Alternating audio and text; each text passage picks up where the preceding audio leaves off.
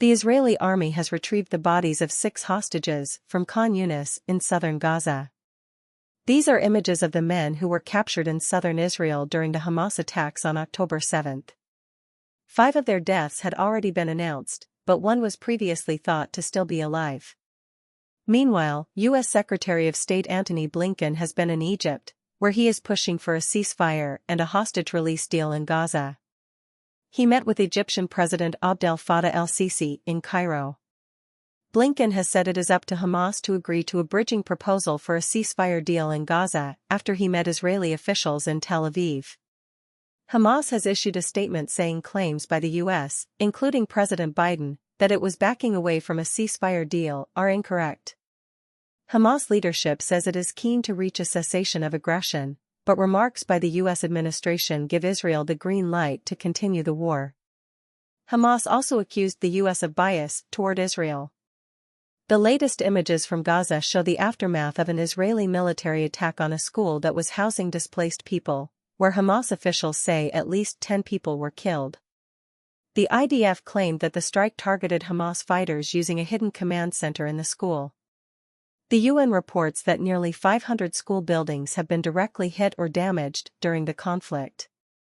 Sahiro Shaham spoke about his uncle, Abraham Munda, who was taken hostage by Hamas fighters on October 7.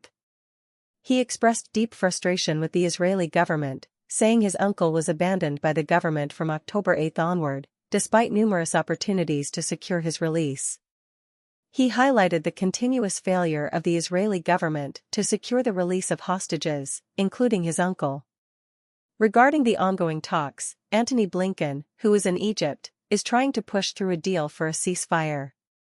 However, the mood on the ground, as observed while moving from Israel to Egypt, does not reflect the optimism initially expressed by the Americans. Although Prime Minister Netanyahu reportedly accepted the American bridging proposal, Israeli media suggests the situation is more about mediation between the Americans and Israelis rather than direct negotiations with Hamas. A key sticking point is Netanyahu's insistence on maintaining Israeli troops in the Philadelphia corridor, which borders Egypt, to prevent Hamas from rearming. Hamas views this as continued Israeli occupation.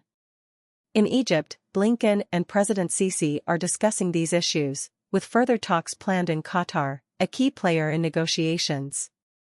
According to Nafani, former director of Qatari Defense Intelligence, the negotiations are not yet over, and both Israel and Hamas need to accept that they will not get everything they want. The focus should be on ending hostilities, releasing hostages, and delivering humanitarian aid. Fani expressed cautious optimism, noting that while there has been some progress, the situation remains fraught with challenges.